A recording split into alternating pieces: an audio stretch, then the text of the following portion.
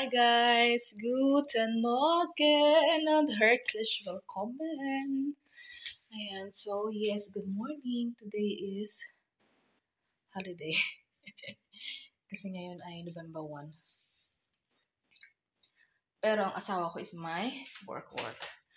May lumilipad. Ayan, so November 1 na. Ayan, tapos magre-ready tayo guys ng kape. Gusto kong magkape. Wait a minute. Ayan. So, makikita niyo dito, di ba? May hugasan ako dyan. Kasi naluto nga ako ng biko kagabi, tapos hindi ko na hinugasan. So, maya ka na hinugasan kasi nga. Pinano ko muna yung aking sasawa. Hi! Oopsie! Sorry.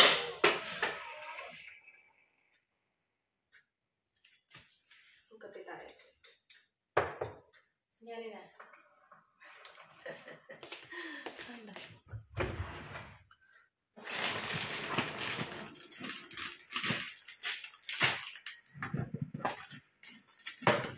Dagdagan ko yung aking dito.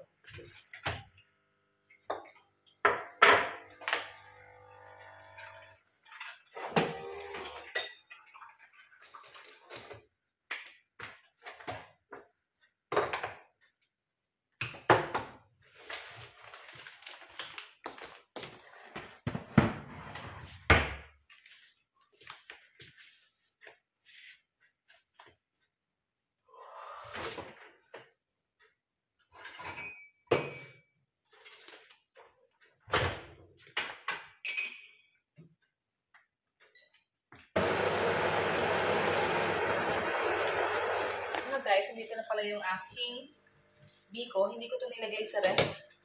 But, it's still good. Kasi nga, iniluto ko talaga siyang maigi. Diba? Yung ano lang to, dalawang takal. Tapos ang dami na niya. So, yan ang aking almusal. Biko at kape.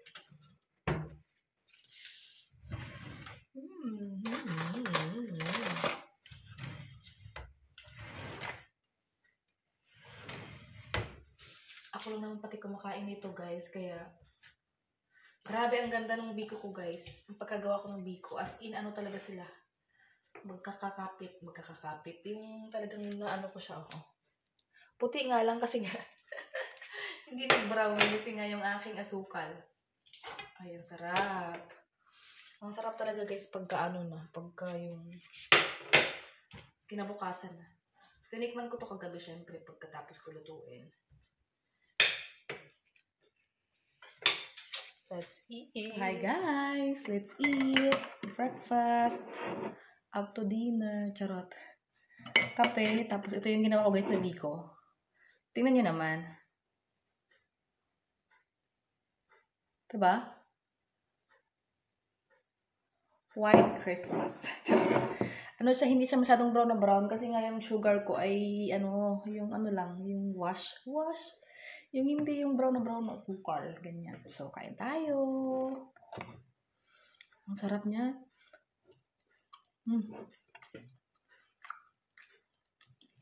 So, kita yung guys, talagang stick together sila. Yan ang gusto ko yung sa dikit. Meron kasi iba na parang parang diba? Tsaka nagmantika talaga siya. Ayan yung biko na matagal siya masira.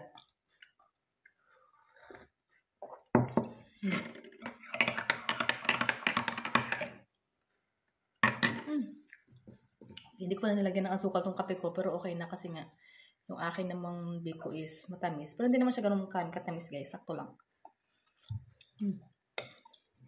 Sarap.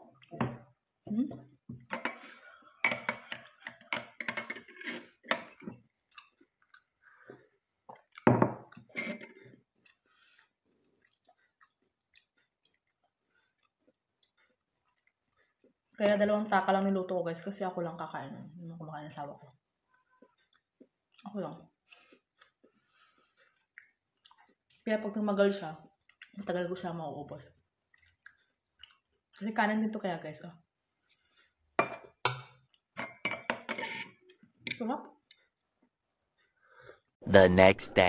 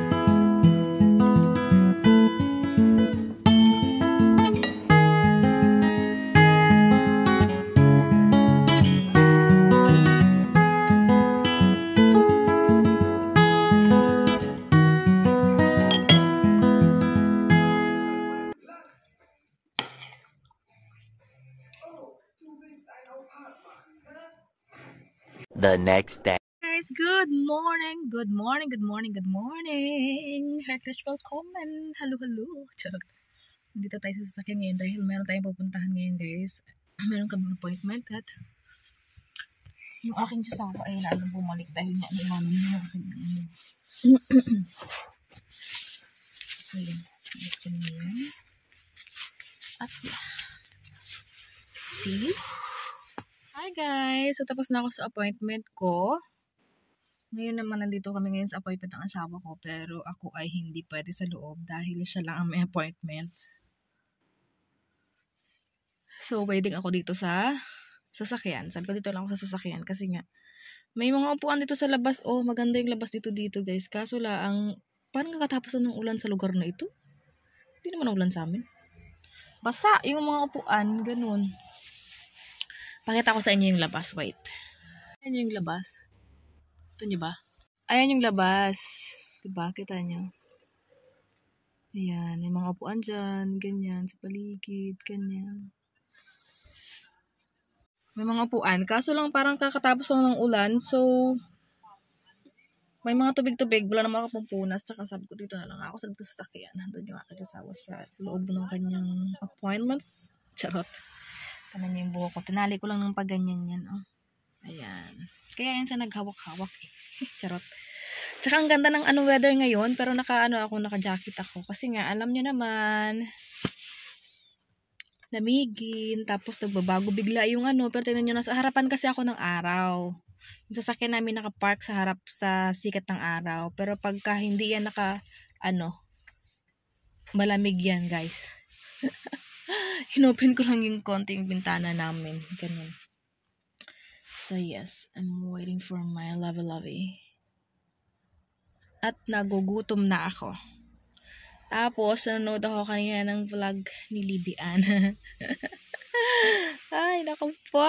Nakita ko siya. Bumili siya ng KFC. Sana all. Charot. Naisip ko tuloy. Sabi ko, kaya ako sa asawa ko? KFC. Mag-request. Aray ko, Diyos ko po. Kasi nagugutom ako.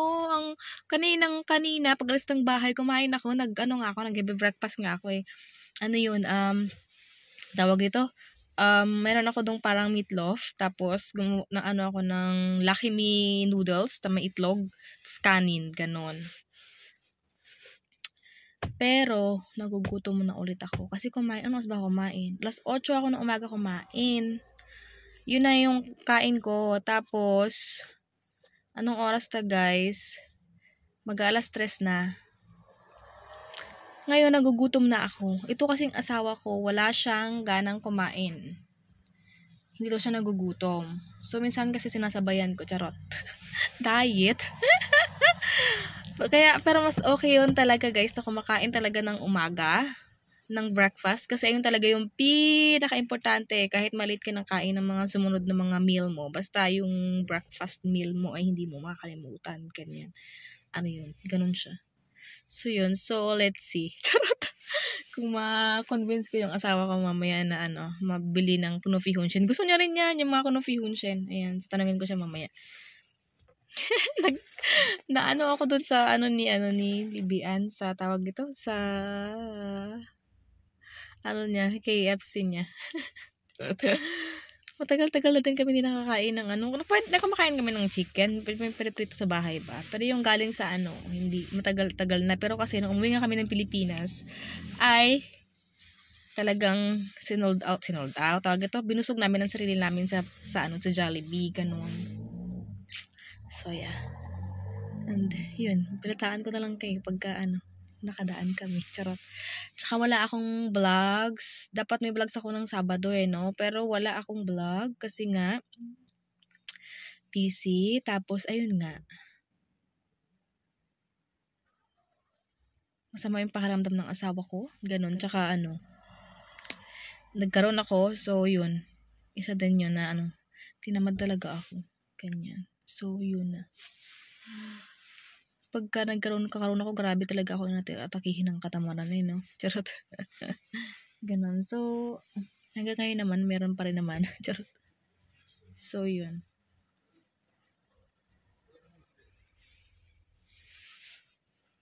I'll be waiting for you all my life.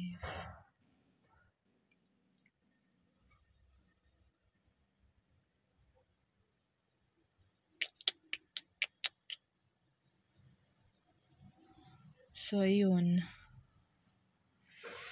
See you mamaya sa ating update.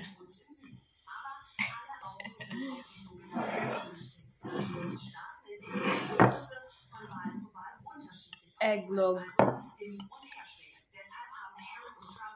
Wahlkampf in den Swing States wie Georgia, North Carolina und Pennsylvania besonders intensiv geführt. Denn im amerikanischen Wahlsystem sind nicht die Wählerstimmen insgesamt ausschlaggebend, sondern die Ergebnisse aus den einzelnen Bundesstaaten.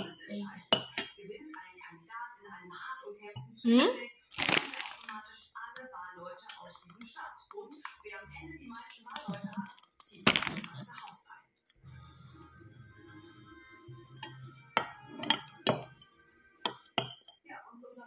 Stefan Richter ist in Philadelphia, das ist in Pennsylvania. Pennsylvania, einem Swing State. Stefan, haben denn die Wahlkampfauftritte, die wir eben gesehen haben, da heute nochmal was bewegt, was die Stimmung angeht? Was spürt man so?